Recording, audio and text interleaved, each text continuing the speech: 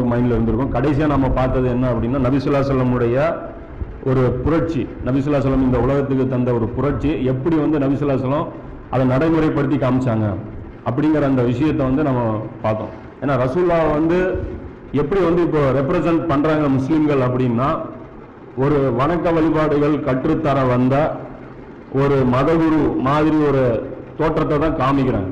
நபிசுல்லா சொல்லமுடைய ரெண்டாவது ஒரு முகம் இருக்கு, அந்த முகத்தை காட்டுறதே இல்லை. ஏன் அப்படின்னா அதை முஸ்லிம்களே அந்த முகத்தை பார்க்க விரும்புறது இல்லை. அதான் உண்மை. நபிசுல்லா சொல்லம் உலகத்தை காப்பாற்ற வந்த மிகப்பெரிய ஒரு மீட்பர், இந்த உலகத்தை அநியாயத்திலிருந்து காப்பாற்ற வந்த ஒரு மிகப்பெரிய ஒரு ரட்சகர்.